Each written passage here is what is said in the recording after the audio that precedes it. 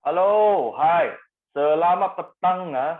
Very good evening. Uncle Robin here again for another episode of Financial Freedom Series. I hope everyone is fine and healthy. And please don't forget to stay safe. Oh, well, I think I look fat here.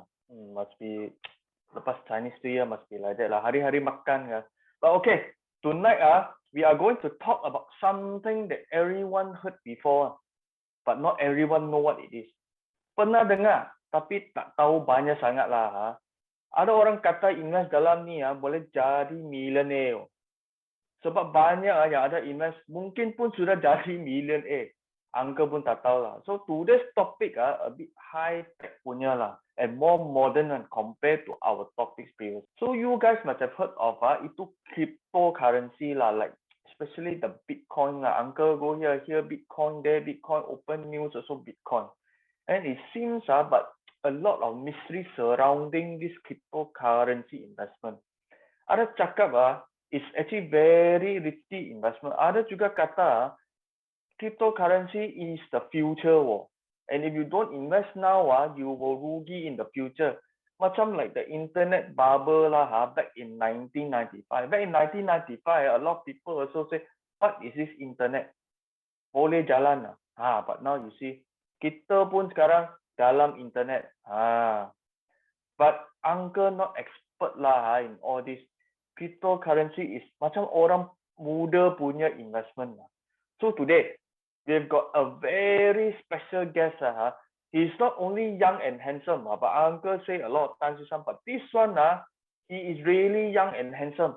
He is also the business development leader of Luno, one of the largest digital asset trading platform in Malaysia. Now, let's welcome Arif Lee into the show. Arif. Hi, Uncle Robin. Hey, hi, Arif. Hi. How are you doing? Hey, it's your first time on Astro AWANI, right? Yes, first time. Super excited. Thanks for having me.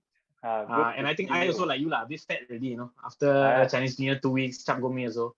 Yeah, Chinese New Year is time for makan, but also stay safe. Exactly. Yeah, but okay. First of all, Uncle Robin also want to thank you for coming to the show lah. Uncle know you're very busy, but busy also. Can you tell us a little bit more about yourself? Yeah, thanks. First, thanks again, Uncle Robin and team for having me. Really excited to be here. First time on the LINC show, the Financial Freedom series with you guys. But I guess in terms of myself, my name is Arif. As Uncle Robin pointed out, I am the business development and liquidity lead at Luno Malaysia. Effectively, what that means is I take care of mainly the business-to-business partnerships. And also at the same time, I look into ensuring our exchange has ample supply and demand to feed into the people that actually want to buy and sell cryptocurrencies. I've been in crypto as an investor for about 3 years now. I have not really experienced a bull market. I've experienced a halving market, but not a bull market yet. I don't think we are there yet. And yeah, excited to be here, excited to share with all of you a bit about crypto, a bit about blockchain today. Oh, since this young man is like the general here in Luno, Malaysia. But wait, are you single? No, unfortunately not single. So the ladies out there, sorry, this young man no longer in the market. Now, there will be some interesting points we want to look at with Arif. So Arif will actually voice out his opinion on those questions. But then this is not financial advice, okay? Ini bukan financial advice. Uncle Robin and Arif, both of us, we are not financial advisors. So apa yang kita bincang malam ni it's actually based on kita punya opinion sajalah. But before we start, first time on the show, Uncle Robin got one free giveaway announcement. Can we flash that out, the free giveaway announcement? Yes. So exclusively for orang-orang yang dalam ini punya chat so if you trade on Luno, you create account on Luno, you deposit and you buy RM100 worth of Bitcoin or more, Luno is going to give you RM25 worth of Bitcoin. Wow. That is like at least 25% free war. This one, but you won't know now. Uncle Robin will tell you how you can do it after this, okay, at the end of the show. But also at the same time, if you have any questions, you see the chat box there, you can always type in the chat box, okay. Now let's go on to the first one lah. You know, cryptocurrency, all people like uncle don't really know what cryptocurrency is about, but a lot of people has been talking about Bitcoin Ethereum for the past few years already. Then after that got a lot more now coins. So many coins out there.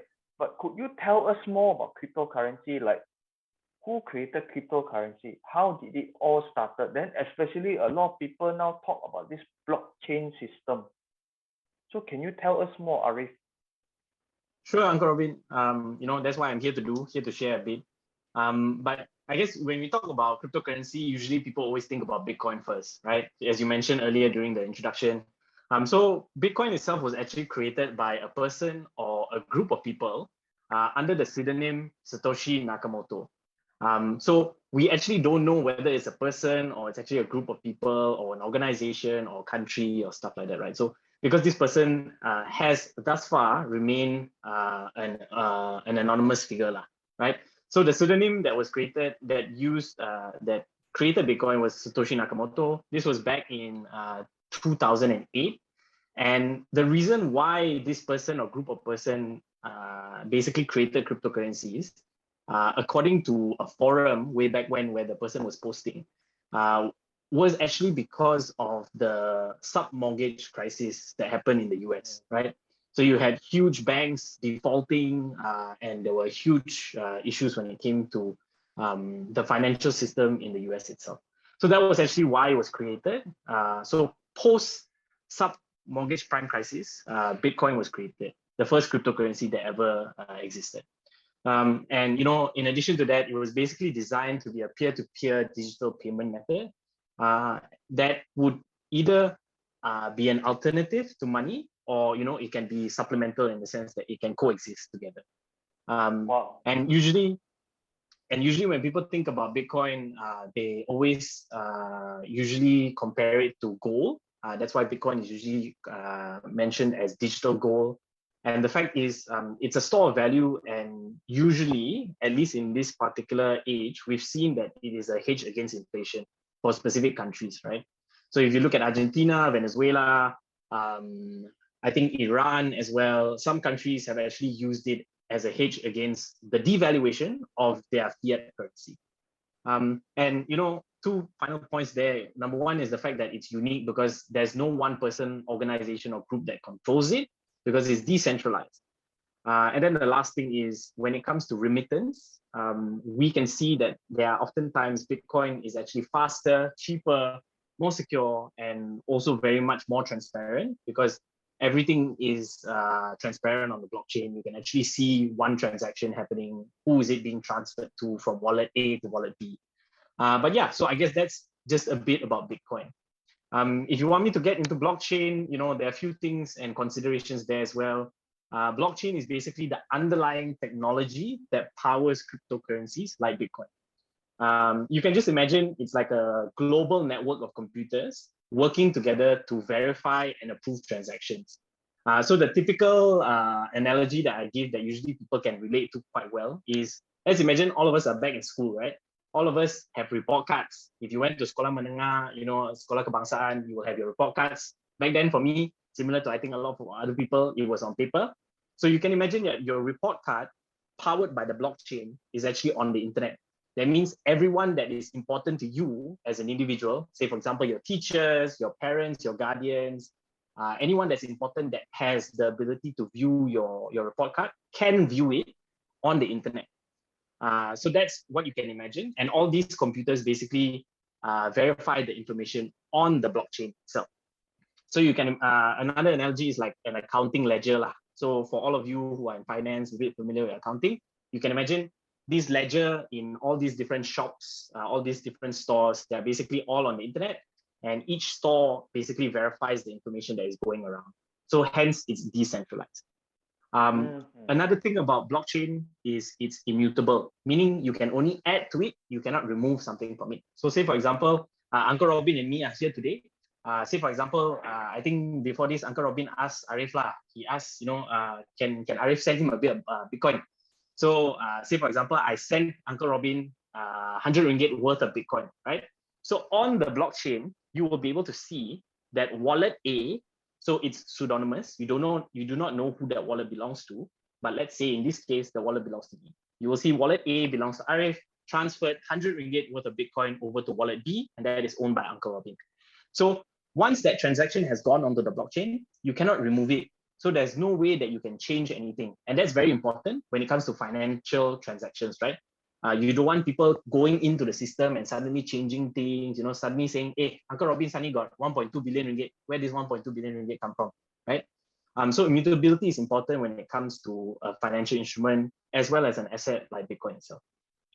And then just to recap also, just now I mentioned it's a peer-to-peer system, meaning Uncle Robin and myself can basically transfer funds or Bitcoin between each other without a middleman. So in the traditional financial system, you would imagine, say, for example, let's say hypothetically, I'm not in Malaysia, I am in Bahamas, and Uncle Robin is in Malaysia. He asked me to send that Bitcoin to him.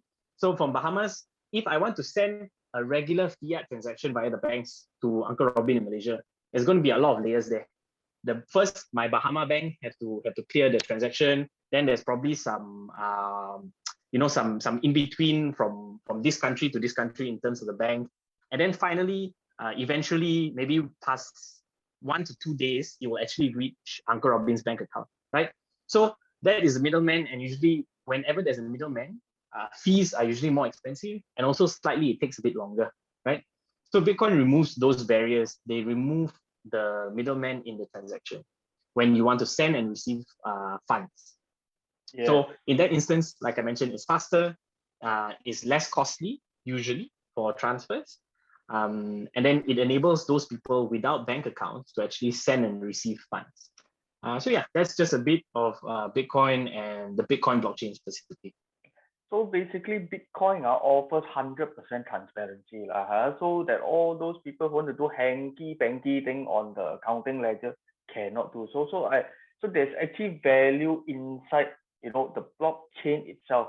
We don't look at the cryptocurrencies, but let's talk about a little bit more on the cryptocurrencies, because Arif, you talked just now a lot of Bitcoin, but there are thousands and thousands of other cryptocurrencies out there. Can you explain why there are actually so many so-called coins or tokens, on the market right now? Okay. It's like, what's the purpose, Yeah, it's like, what's the purpose of all these other coins? Okay, great question, Uncle Robin. So I think it's a few reasons, right? So similar to other asset classes, like say stocks, right? Each stock ticker represents a company that either focuses or specializes in specific things, right? So similar to cryptocurrencies, also, there will be some differences in terms of the functionality, the use case, and also the technology that kind of powers it on the back end, right?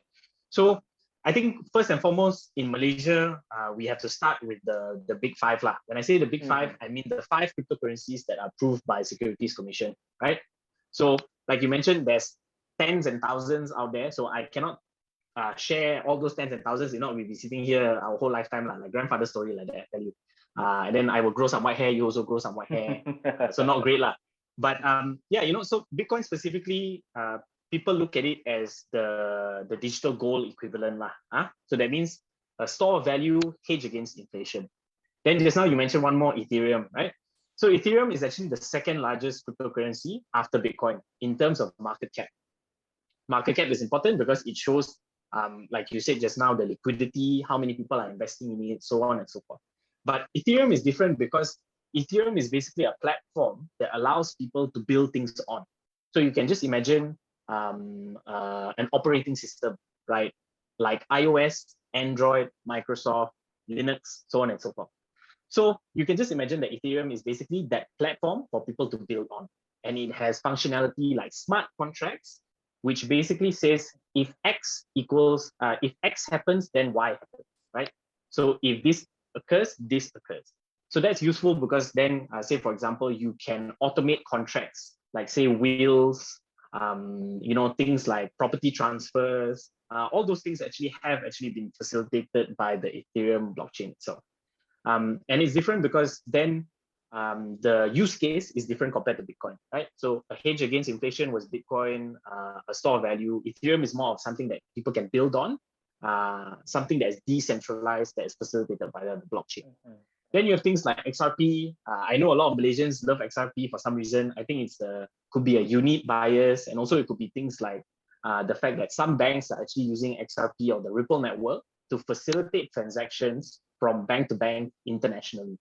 So XRP is used as a payment settlement, a money transfer system, and sometimes a currency exchange, right? So each and every one of them differ in terms of the number of tokens they have in circulation supply. All of them are different also in terms of the average transaction time. Like say, for example, XRP is usually known to be the one that's very fast, meaning the average transaction time is usually 5 seconds. Whereas Bitcoin is slightly longer. It can be anywhere from one block, or one transaction file is usually confirmed in anywhere from 10 minutes. So, all these differences are very unique. Then you have Litecoin, which is known to be the silver to Bitcoin's gold. You have Bitcoin Cash, which was a hard fork of Bitcoin.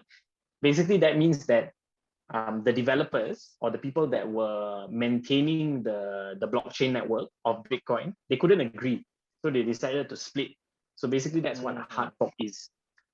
So all of them have very unique differences. Some of them obviously have overlapping use cases. Some of them are basically copy-paste. That's why you have 10,000 cryptocurrencies, tokens out there, right? So it's all very different. So all of them serve a different purpose. Yeah, so it's very interesting. Uncle also don't know, but now Uncle know actually all these coins actually have their purpose. I see. So, but there is this question from Najmi Aminuddin. I mean, the question is, hi Arif, what actually dictates or influences the worth of a crypto? Now, this question flows nicely into our next point. Okay, so if we are to look at cryptocurrency as a very, very kind of very good future kind of investment, but at the same time also it is also quite volatile. So we have seen the high fluctuations of cryptocurrency over the years. What drives the rise and dip of all this value? Is it just purely speculation? Like for example, Uncle, remember last year Elon Musk tweeted, about Tesla buying and accepting Bitcoin. That drove Bitcoin prices, I think, up to an all-time high of 69,000 for USD, 69,000 USD for one Bitcoin. So from an investment perspective, is cryptocurrency too volatile and very easily influenced, at least by the bigger investors out there? I mean, what is your opinion on that? Okay, yeah, definitely great question, Ajmi, and something that usually always comes up, right? Usually people always say, what determines the price? How is it valued? And definitely it's always brought up that it's a volatile asset class. So first thing first, let's get it out of the way. Crypto is a volatile asset class, right? But I also want to share something. I think very recently, this month itself, PayPal and Meta, which was Facebook, they actually dipped anywhere from 20 to 30% in the last 2 weeks. So would you also say that stocks are a volatile asset class? Something to ponder about, right?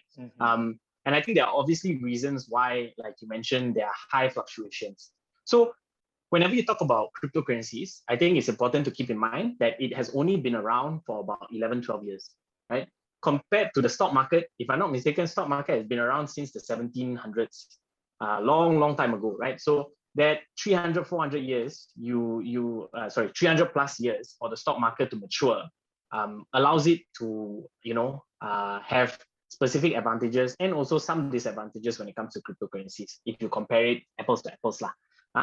But when you talk about price, I think it is usually always starts with the supply and demand side of things, right? When something is new, always a lot of it will be dependent on the supply and demand. When I say supply and demand, it's actually broken down to a couple of things, right? So first thing first is ultimately people who want to get into cryptocurrencies, they're usually different reasons. Some of them, like you pointed out, is for speculative reasons.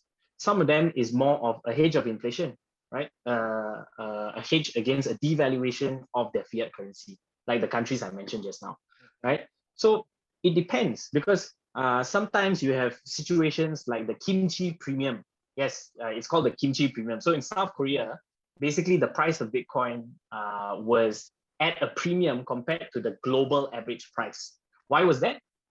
It was because of a few reasons. Some of them were basically the fact that the difficulty to basically acquire cryptocurrencies for South Koreans was a lot harder compared to, say, for example, around the globe. And I think this premium also has existed in Malaysia. Some people in the community call it the nasi lemak premium. So, depending on which country you are, there are usually some of these things that happen. But they are related to a few things. Number one is usually the cost of mining. So I think potentially we may talk about mining later on, but that's usually one of the things that come into account. Second thing is the reward that is actually paid to miners. Because these miners, like I said just now, these computers around the globe, they are incentivized to basically verify transactions on the blockchain, right? Okay. So the idea is after they verify, they get a specific reward.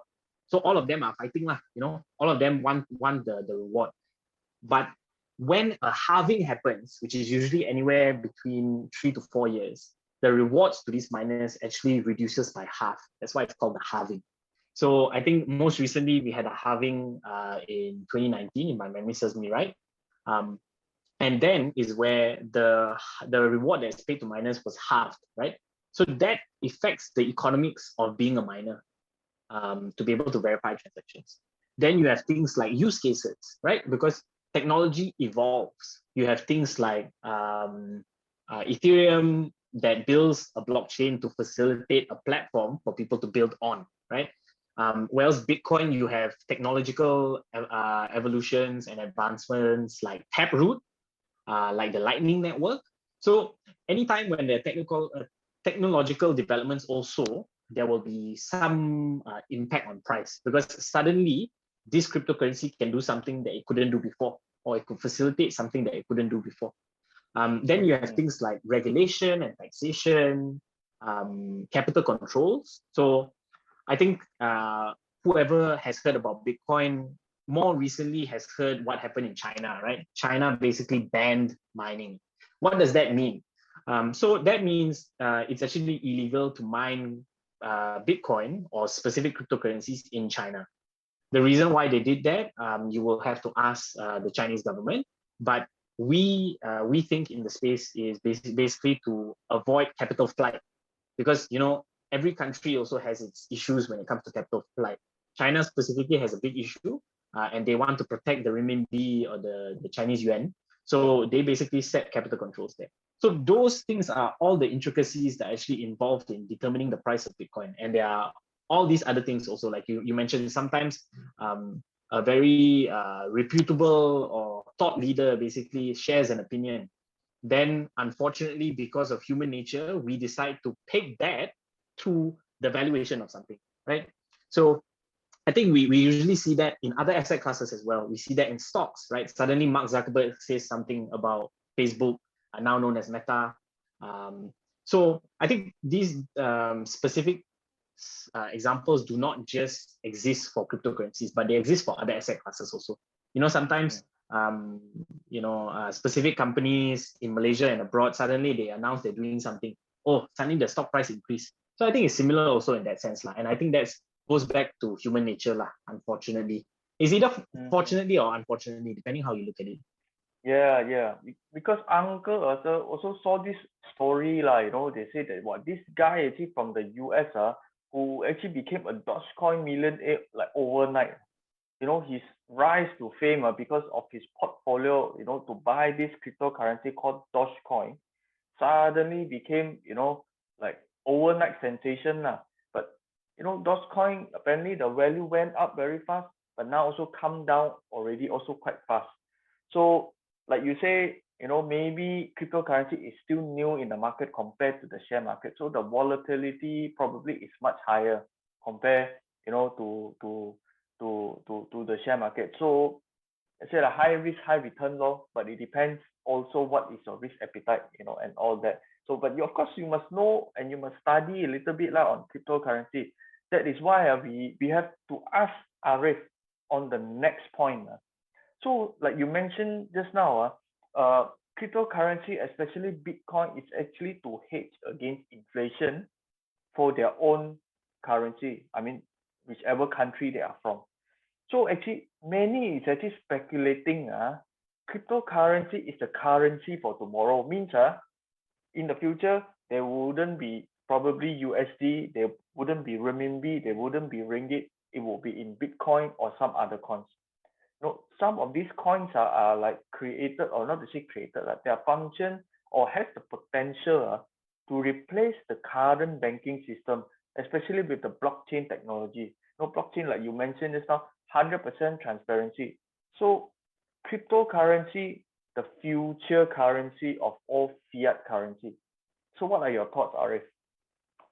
Okay, thanks, Uncle Robin.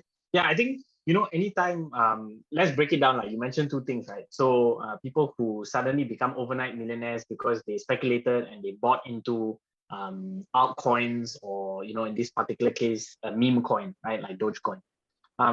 So one thing I want to point out, right? Anytime you hear about these overnight millionaires, you forget that the media does not cover the thousands, if not hundreds of thousands of others that were on the flip side of this person, right? Because when it comes to media, they will pick the winners. They rarely cover the losers, right? So I think that's one thing to just keep into mind. Because I think for us, like a everyday analogy I can share, right? Yeah, most of you definitely have heard of Nicole David and Lee Chong Wei, but have you heard of the thousands of other squash players and badminton players that actually have tried their, they've basically put their effort, their blood, sweat, and tears into the sport, but they actually did not rise to that particular stature or ranking that Nicole David and Lee Chong Wei did. So I think that's something to keep in mind, right? Media will always portray the winners. So you have this thing called survivorship bias. Just because someone else does it doesn't mean you also can do it. But I'm not saying that you cannot. It's just something to keep in mind, lah. Yeah, don't just follow the herd, right? Ultimately, when it comes to investing, regardless of what asset class, even in cryptocurrencies, you should always do your own research. Make sure you do your due diligence. Make sure you understand what you're investing in. That means study it. Actually know what is the technological backing behind it. Who is the team that is running it? Do they have reputable funders? Do they have reputable people that are involved in it? So I think that's all those things you need to keep in mind.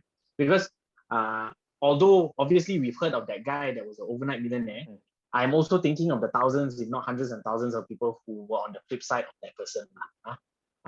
So crypto is considered to be a high-risk asset.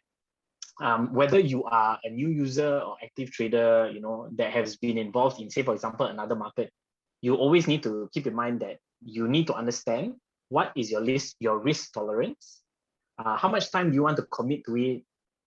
Definitely only invest in things that you understand. Don't borrow to invest. I think these are typical, very good advice that you can give, regardless of whatever asset class you get into. And then the last thing is definitely invest only what you can afford. And usually the way you can put it is only invest in something you afford you can lose, lah, right? Don't just buta go and take out a loan, borrow from a along, put your harta pusaka. I've seen people actually ask these questions in communities. Should I put my harta pusaka up and invest in something? I'm just like, no, please don't do that. Please understand what you're doing and things like that. Don't just jump into things blindly. So if you're new, definitely start with only a small amount, something you can afford. The prime purpose, anytime you invest, is basically for you to add more value or to retain your wealth, right? So make sure you only invest in things that you understand. If not, say for example, you don't understand, suddenly you suffer more losses, and then you will completely, wipe out your net worth. You don't want that to happen. And I think that applies in any asset class. So try to understand cryptocurrencies, try to understand blockchain technology first.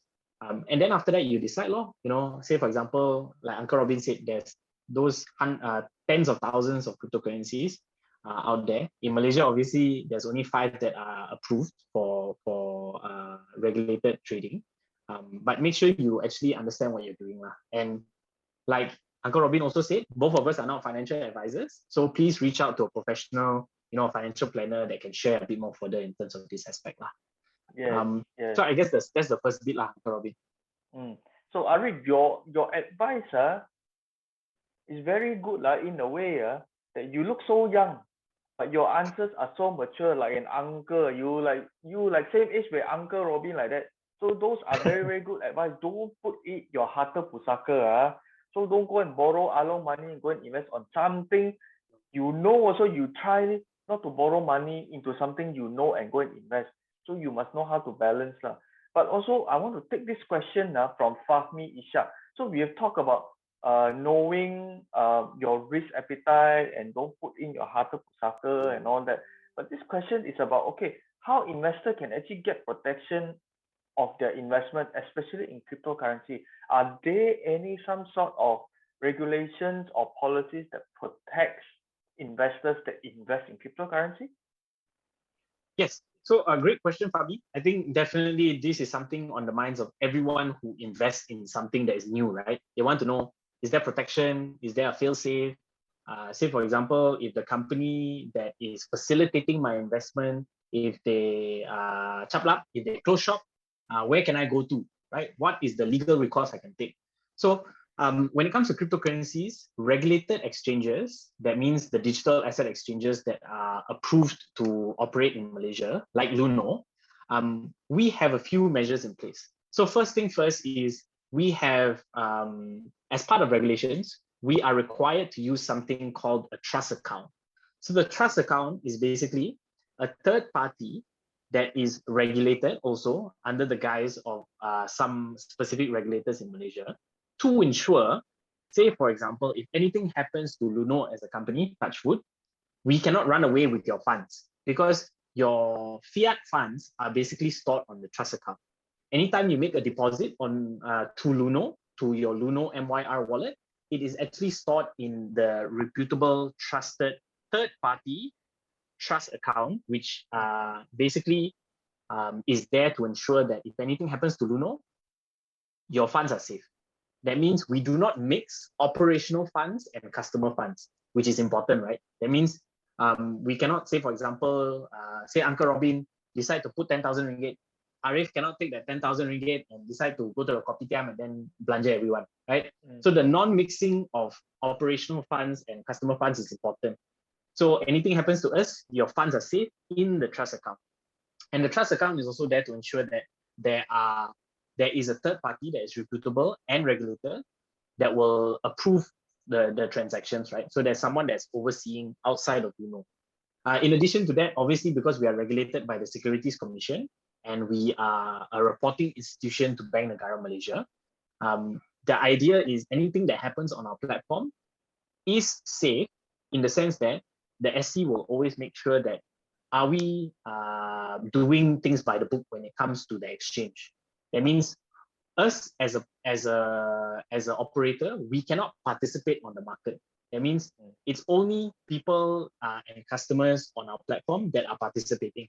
Meaning Luno does not actually, have a hand in deciding the market price or how much cryptocurrencies are bought and sold and things like that.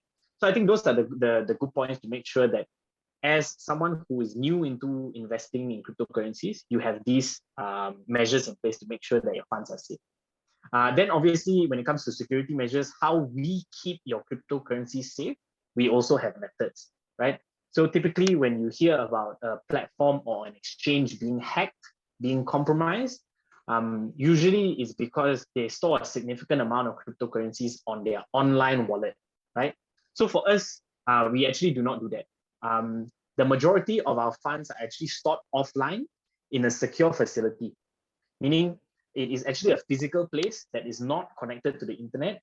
There are measures and layers of security, and there are also multi-signatory access points. Meaning, again, because we believe in decentralization, it is not one single point of failure. Meaning, if you go and kidnap one person, you cannot access the funds. You will need to manage to get anywhere from multiple people to be able to access the vaults.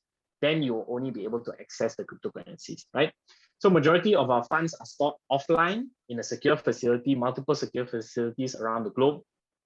And then we store very little online, because ultimately, if anything happens to the platform, only the online amount can be compromised, can be stolen or hacked. But obviously, Luno has been operating since 2013, and touch wood, our platform has never been compromised, and our customers' funds have always been safe in terms of making sure they also do their part. So one example I like to give in terms of that analogy, right? If you have a house, a landed house, and you leave your gate and your front door open, is that your fault or the policeman's fault? So I would say in that circumstance, it will be your fault, right? So you also need to make sure you do your part. How are you storing your passwords? Are you activating two-factor authentication for your accounts? Are you storing your passwords in your email inbox, in your drafts?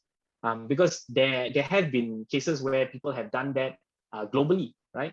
And that's not a good thing to do. So you also, as a customer, as a consumer, you need to do your part to make sure you secure your funds, you secure your accounts also. So make sure you close the door, make sure you lock your gate. In that circumstance, it's not the police's fault, it's your fault. But yeah, those are just some of the measures that we have to make sure that your funds are safe and it's secure for you to actually invest on our platform.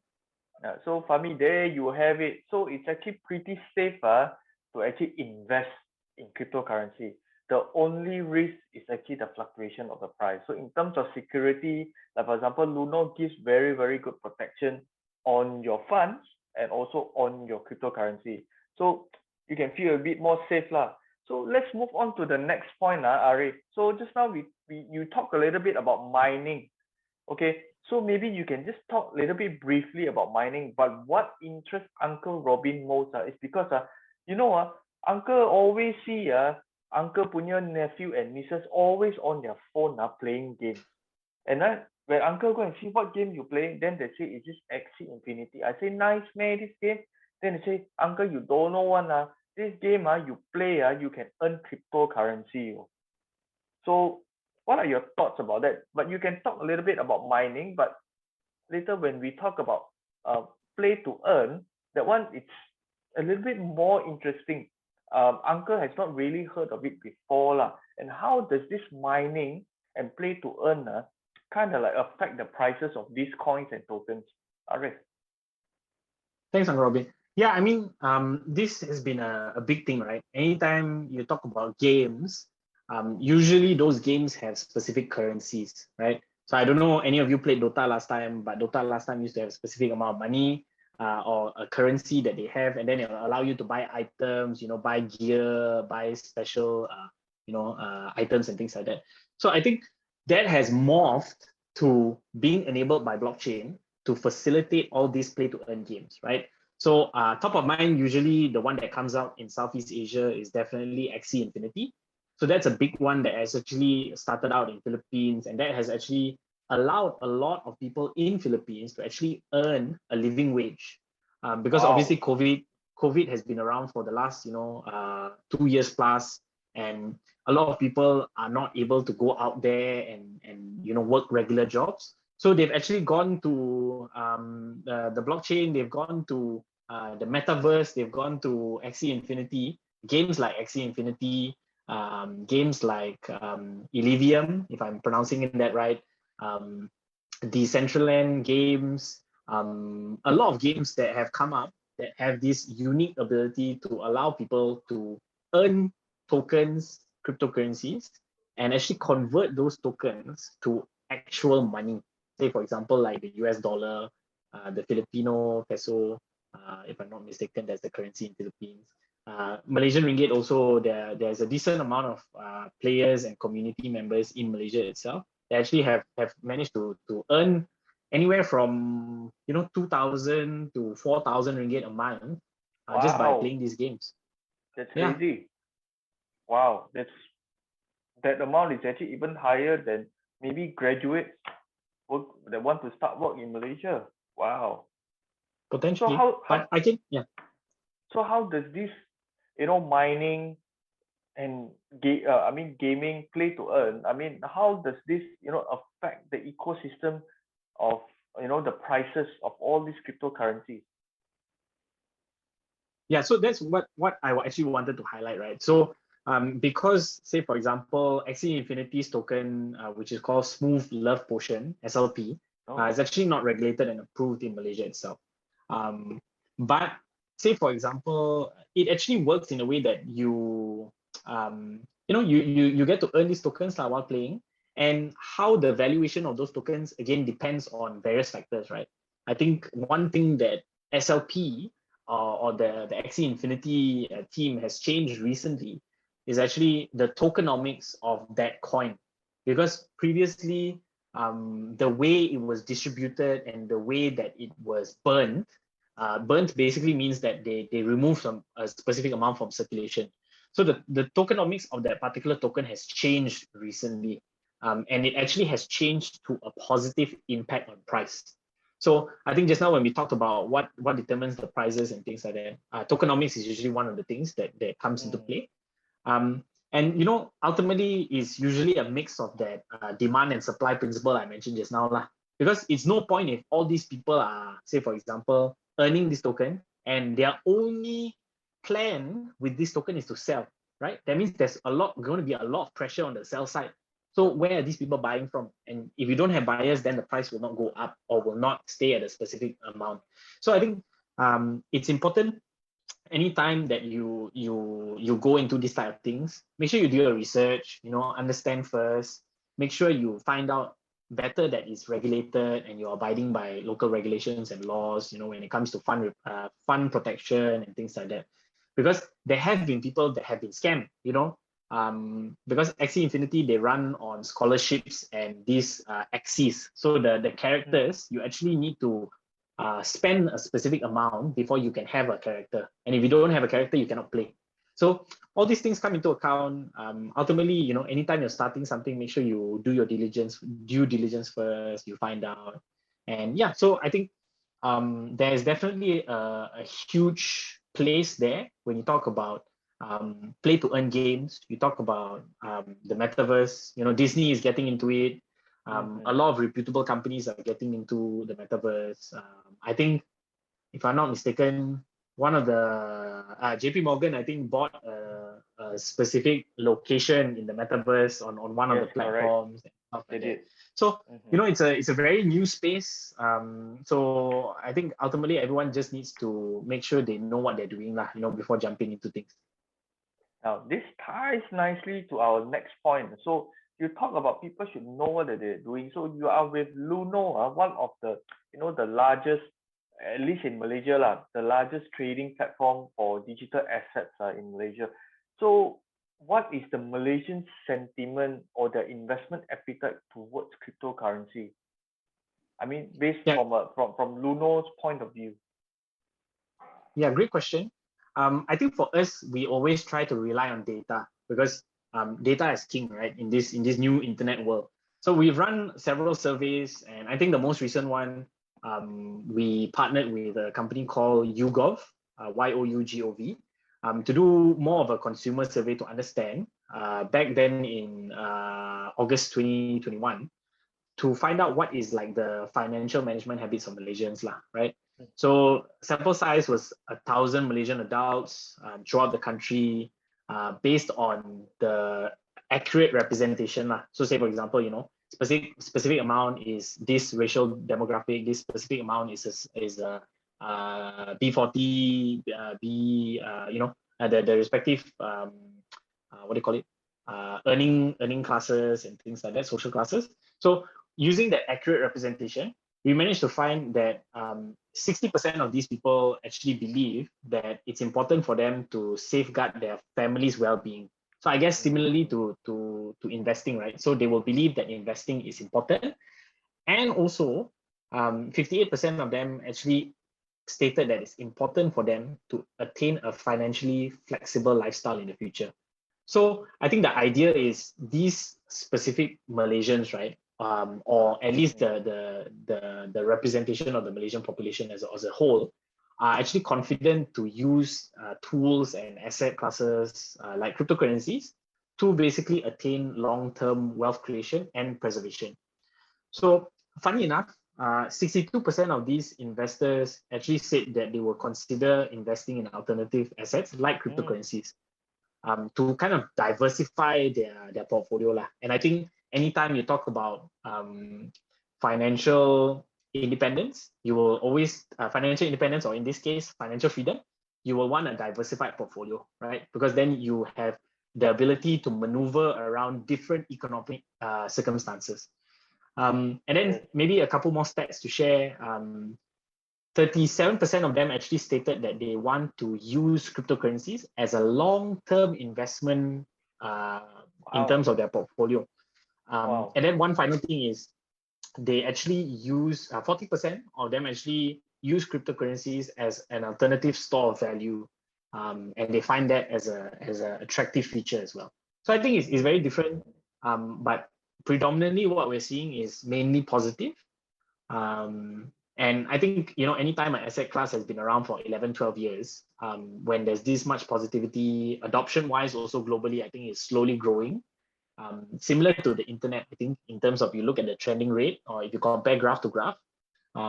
So I think all things moving forward hopefully point to a very positive future when it comes to people's receptiveness for cryptocurrencies. Companies are opening up, like I mentioned just now, right? You have companies like Disney going into blockchain and the metaverse. You have companies like Tesla saying that they want to accept cryptocurrencies as a method of payment. You have countries like Venezuela adopting it as recognized legal currency that people can use to basically transfer wealth and money. So I think all things pointing towards quite favorable when it comes to cryptocurrencies. Nice. Good to hear that Malaysians are willing, to give it a try and at least study on this new asset class. Now, before we move on further, we just want to take a few questions. Okay. This question is from very mysterious, anonymous. So this question is, in your opinion, why regulator oppose the adoption of digital currency so strongly? Maybe just a brief answer will do, because we have quite a few questions to go through, Arif. Yes. Sure, Uncle Robin. Yeah, I'd say in Malaysia, it's actually the opposite. Regulators are actually quite open. So you have, say, for example, the Securities Commission that is very supportive to kind of look into ways that we can increase the adoption of cryptocurrencies. So if you didn't know, they actually have their own programs to teach people how to actually buy cryptocurrencies, educate people on blockchain and cryptocurrencies also at the same time. So the regulators are actually doing their part to make sure that adoption is increased.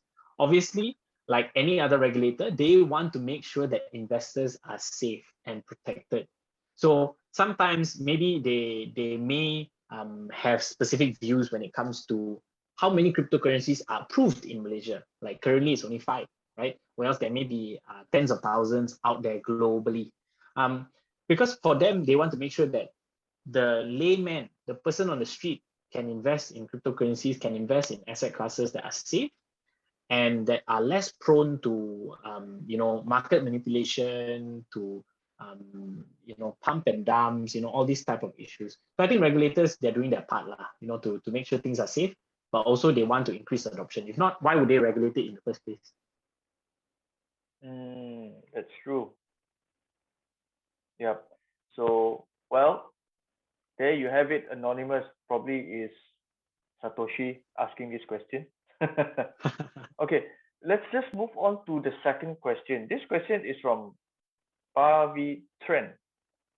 Sorry if I pronounce your name wrongly. So, hi, does Luno own crypto inventory, or they only match buyers and sellers?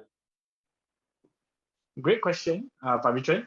So for us, as I mentioned just now, we actually do not play a market participant on our platform, meaning we're only matching the orders from willing buyers and willing sellers. We are not buyers or sellers ourselves. So the idea is anytime you are buying or selling on the platform, you are actually interacting with another customer on Luno that wants to do the opposite of what you want to do. Awesome. There you have it, Pavitan. Let's take another question. This question is from Anne Yap. Hi, Arif. You mentioned that it's cheaper. I mean, in terms of transferring of cryptocurrency, but to transfer cryptocurrencies, we have gas fees, which can be quite high. How is that cheaper compared to transferring fiat money? Great question, Enyap. And if it's the Enyap that I think you are, I think you're here just to kacau lah. But you know, in terms of why, you know, you talk about the ability for transfer fees to be cheaper, right? Like I mentioned just now, some cryptocurrencies have propensity to facilitate transfers, whereas some of them may not have that in focus or have that in mind. Specifically, she is pointing towards gas fees. So now, if I'm not mistaken, last time I checked, gas fees are actually quite low. They are double digit, and gas fees is basically the amount that you would pay to facilitate a transaction on Ethereum, right? So the reason why sometimes there's fluctuations in terms of transaction fees is because the network is very congested. So obviously the idea is the more congested it is, the more expensive it is to use the network. And you can use that example or analogy, like say for example, you're basically paying a premium lah, right? So the more you pay, the faster your transaction gets through, in very simple terms. So instead of using Ethereum as your method of transfer, you can use something else like XRP, you can use Litecoin, you know, some other cryptocurrencies out there, because each cryptocurrencies have different use cases, they serve different purposes. Ethereum might not necessarily be the best in terms of transferring funds from one person to another. Yep, awesome. Now let's just take the next one here. This next question is from how do you pronounce this name? Bruce. Okay. I'm hearing a lot of NFT lately. Is NFT the same as Bitcoin? Okay, great question. I think when you talk about NFTs, it is different from Bitcoin in the sense that an NFT is basically an acronym for a non-fungible token. So NFT stands for non-fungible token. So the idea of an NFT is it serves a different purpose. Different NFTs have different purposes.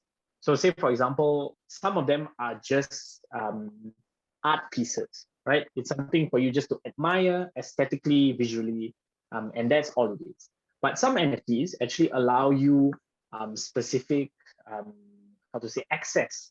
Like say, for example, if you own an NFT that say Steve Aoki launched quite recently, you would be able to access some of his events, whether online or physical events. So basically the blockchain is a place that stores data, right?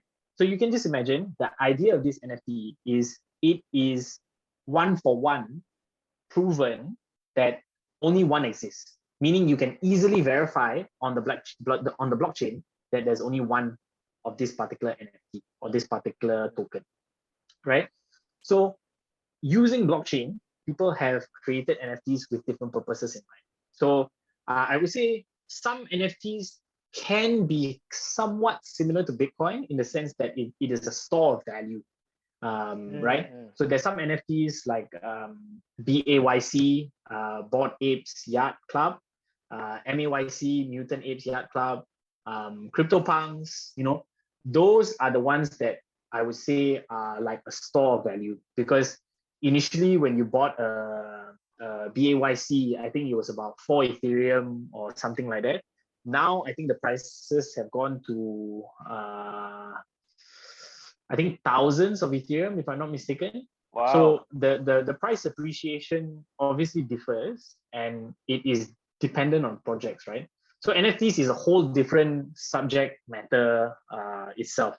And you know, I think that one we might have to have one session just devoted to it if you want to talk about it itself. Definitely. That was what I was thinking too. Yep. So the next question, okay. This question is from David CM. Okay. David asked, noted that Luno offers very limited cryptos, about 4 to 5 to trade. There are many other cryptos listed on other exchanges that's not on Luno. Will Luno work on adding on to their list in the future? Also, is it illegal for us to trade on other exchanges, for example, Coinbase in Malaysia? Yep, great question, David. So as I mentioned just now, because we operate in Malaysia and we are regulated, that means we need to operate under the laws of the country. And in Malaysia currently, there are only 5 cryptocurrencies that are approved to be traded on the platform. So that is why you can only see Luno, there's only 5 cryptocurrencies available currently. In the future, I think one thing that our country manager, Aaron, has shared in a recent interview, we actually do plan to add more tokens this year itself. So that's a major focus for 2022 for Luno as a company. We want to add and we want to basically diversify the cryptocurrencies offered on the platform. So it's something you can look out for. And I think the latter part of the question was, is it illegal to basically use unregulated platforms? So the way I would put it is basically it is illegal for these operators to offer their products to Malaysians. So it's illegal for the operators. As a consumer, basically you are not protected by the SC, by the Securities Commission, if anything happens while you interact with those platforms, right? So that is just simply put, it is at your own discretion to kind of interact with these platforms and make sure when you're doing so, you do your due diligence, because some platforms have been compromised, some platforms have had issues and have had legal suits brought by specific customers. I won't name the platform itself, but one of the large ones actually has a legal suit brought against them in specific countries because one of their products basically said it would do something, where else it did not do that thing. So ultimately, people are left to their own devices. They do not know who to go to. That's one of the risks you need to take if you basically interact with these unregulated platforms, pretty much. Yep, there you have it. So let's just take 2 more questions before we actually wrap up. Okay. So this question is from AGI Agi. Okay. Hi there. It's not too late to invest in cryptocurrency, correct? And which one of the 5 coins from Luno have a good future? I mean, your opinion. Which of the 5 coins that Agi should actually invest in? Once again, this is just opinion. It is not financial advice, Agi. So Arif. Thanks, Uncle Robin. Yeah, Agi, as Uncle Robin mentioned, right? This is not investment advice. I would say first you need to ask yourself, what type of investor are you? Are you more of a person that wants to hedge against inflation? You want something a bit more stable in price that doesn't have too many fluctuations that you also cannot handle as an investor, right? Because some people cannot handle, say for example, a particular cryptocurrency go up 20%, 30% a day, and then fall 30% also, maybe the same day. Some people cannot handle that, right? So you need to ask yourself, what type of investor are you? So would I say it's too late? I would not say it's too late. I would say it is actually still very much the beginning. But you yourself as an investor, you need to understand, what are you looking for? Are you more of the technology type person? Do you believe in, say, for example, a platform that actually decentralizes other apps like Ethereum? Or are you more on the use case of, say, for example, I want to be able to facilitate quick transactions, so you might invest in something like XRP, right? For me, I would say I personally believe in Bitcoin and Ethereum. I invest in those 2. I also invest in Litecoin, but I guess that for me is because of my own beliefs, my own study, my own due diligence that I have done. So you need to ask yourself what type of investor you are before you can get to that final answer also. But yeah, not too late. I'd say just the beginning. There are different strategies. You can dollar cost average, which means every month you put a specific amount. Typically, that's the easiest because you're not distracted by price action too much, because every month after you get your salary, straight away put a specific amount, like automatic ETF like that. So that's one way of doing it, or you have different strategies. So it depends on you. You need to understand yourself first before you can answer that question. There you have it, Aggie. You just take Arif's opinion into your consideration. That's all. Okay. So let's just take the last question. This one also is anonymous. Are blockchain credentials required to get a job at Luno? Nope. So my background is actually in global studies. So I graduated with a social science degree. I do not, well, I did take one course on blockchain, but that's about it lah. So I would say for the majority, no. We have people with different backgrounds. We have a general manager of Southeast Asia who has a law degree and was a practicing lawyer. Country manager actually has an engineering background. Our marketing manager actually has a petroleum geology background. So, you know, it's a very diverse team. And very similarly, not just in Luno, even in Malaysia also, there are companies like CoinGecko, Etherscan, you know, you don't necessarily have to have blockchain credentials or even a finance background to actually join these companies. So if you're interested in a job at Luno, you know, drop us an email and then we'll see whether you're, you know, there's a match in terms of needs and skills lah. Yeah. So there you have it. Okay. Okay, let's just almost wrap it up. It's already 10 p.m. here. Okay. So Arif, if uncle want to invest in cryptocurrency lah and use Luno lah, so how do we do it? I mean, will the currency, I mean, when uncle deposit money, it will be in ringgit or it will be in other currency like US dollar? Can you just briefly tell us how, I mean, for uncle like me who want to invest, let's say today, how to Sure, start? Uncle Robin. It's actually quite simple. It's basically 4 steps, right? So number 1, first you sign up. Number 2, you get verified. That means you provide us your KYC. Very similar to any other platform lah. These days, I think Touch and Go, GrabPay, all of them also have KYC. You know, you need to provide your IC and a selfie. So you get verified. So after you do the second step and get verified, third step is basically you deposit your ringgit using your bank account, right? So using your Malaysian bank account, you deposit ringgit into your Luno wallet. Very similar like an e-wallet lah. You just top up your Luno MYR e-wallet. Then next step is you just buy. So it's just 4 simple steps to actually get started. And then after that, you'll be able to experience your first first time buying cryptocurrencies. For me, I still remember that moment, you know, that rush. I actually have skin in the game. And I think after I had skin in the game, then only I start to, you know, do proper research, actually find out about things. So I think for us, Luno, actually, we allow people to start as low as 1 ringgit lah. So we make it very accessible, very easy. You start with a low amount and then you build from there lah, pretty much. Yeah, so not only that, not only 4 steps, but tonight I got 5 steps. The fifth step, and like what Arif said, before anything, if you do this for the next 10 days, you're gonna get something. Okay. Just now uncle dah cakap start tadi ada free giveaway kan. So if you're interested to invest in cryptocurrency, so you can always download this Luno app on Google or Play Store and use this code. Remember this code. Nak ambil gambar. If you want to screenshot this. Use this promo code LINCXLUNO into the Luno app, and tadi uncle dah cakap, if you buy 100 ringgit worth of Bitcoin, Luno will give you 25 ringgit worth of Bitcoin for free. So these are the steps. So go to rewards in your Luno app, enter the code, click on the apply code, deposit, buy, and ta-da! There you have it. So it's very easy now to actually invest in cryptocurrency. There. So like you said, promotion is actually valid until 27 February. So cepat-cepat lah if you want to use this promo code.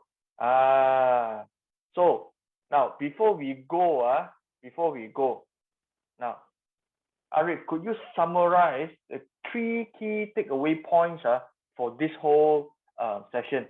Just briefly, 3 key takeaway points. Yep, definitely. I think always useful to kind of recap, right?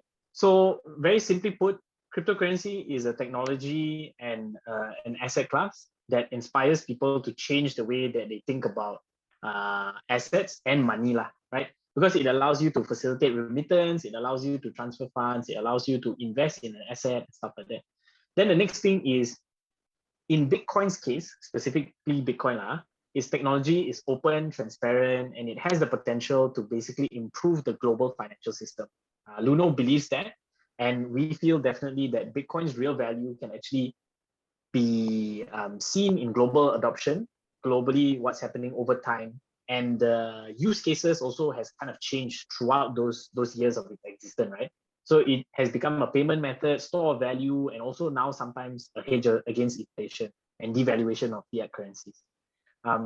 So last point, as I mentioned a couple of times already, it is the fact that you cannot forget that cryptocurrencies and Bitcoin is still very much a very young technology. It has only been around for 11, 12 years.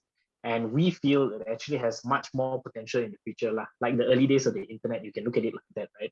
And in terms of adoption, we've seen it mature throughout the years, not just speculators are getting involved. Now big companies are getting involved, banks are getting involved, even our neighbors, our banking neighbors, DBS, they're actually thinking of starting a retail cryptocurrency exchange because now they only offer more on the institutional side. So all these players are coming in, there must be a reason, right? It cannot be just something that is a passing trend or something like that. So it all depends on people's desire to understand, get involved, and then hopefully it will continue to grow. So there are different ways you can do that. So you can start hopefully by using Luno and learning a bit about cryptocurrencies, because there also we allow you to kind of learn about it. So please guys, if you want to start investing in cryptocurrency, always try to use it with Luno first. Now there you have it. Okay, so okay, just a quick one before we go. Let Uncle Robin introduce the next webinar that's actually coming up. So Arif, you can just sit back and just relax a little bit. So okay, so the next webinar, can we have that up? Well, of course, if all of you enjoy this session, don't forget to actually rate us 5-star, especially give Arif the 5-star, the young, handsome-looking guy, that is actually here. So can we get the next slide up? Oh no. So okay. So for those who is actually interested on the next topic on LINC AWANI, so our next topic is health. It's actually under the Health Matters series workshop. Okay, the New Normal series and Financial Freedom series. So the same thing. So if you want to join in on our next webinar, which is not by me, Uncle Robin, I think you see me also, your face is so very boring already. Okay, log on to link.astroawani.com to find out on the next webinar.